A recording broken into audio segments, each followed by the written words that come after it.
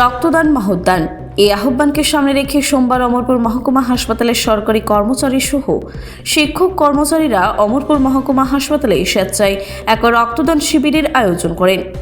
রক্তদান শিবিরের আনুষ্ঠানিক সূচনা করেন অমরপুর নগর পঞ্চায়েতের চেয়ারম্যান বিকাশ সাহা সহ ব্লক অ্যাডভাইজার কমিটির চেয়ারম্যান রবীন্দ্র জমাতিয়া, মহকুমা স্বাস্থ্য আধিকারিক ডক্টর এবং অন্যান্য অতিথিবর্গরা। স্বেচ্ছায় রক্তদান শিবিরে মোট 50 জনের অধিক রক্তদাতারা রক্তদান করেন। রক্তের বিশেষ প্রয়োজনীয়তা দূর করতে আজকের এই রক্তদান শিবিরের আয়োজন করেন মহকুমা স্বাস্থ্যকর্মী সহ শিক্ষক কর্মচারীরা।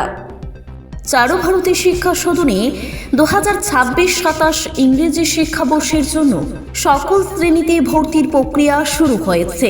এর উদ্যোগ হিসাবে যখন আমরা প্ল্যানটা করতে যাচ্ছি তখন অনেক বাধার সম্মুখীন হতে রয়েছে, ইয়ার এন্ডিংও। তো এর মাঝখানে আমরা এটা আয়োজন করেছি। এটাতে মেনলি পার্টিসিপেট করেছে অমরপুর সাব ডিভিশন হসপিটাল, পাশাপাশি আর অম্পি, দৈদু এবং নতুন বাজার হসপিটালের স্টাফরা মেনলি।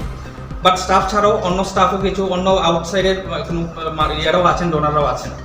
তো ব্লাড ডোনেশন সম্পর্কে আমি এক দু কথাই বলতে চাই, কারণ মেনলি বলবেন আমাদের ব্লাড ব্যাংকের যে ইনচার্জ আছেন উনি বলবেন।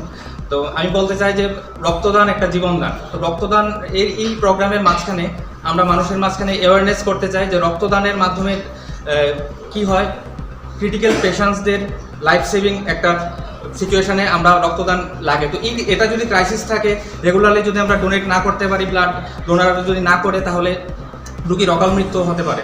তো এই কথাগুলি মাথায় রেখে আজকের এই প্রোগ্রামের মূল উদ্দেশ্য হলো যাতে সবাইকে আমরা অ্যাওয়্যার করতে পারি রক্তদানের কার্যকারিতা এবং বেনিফিটস।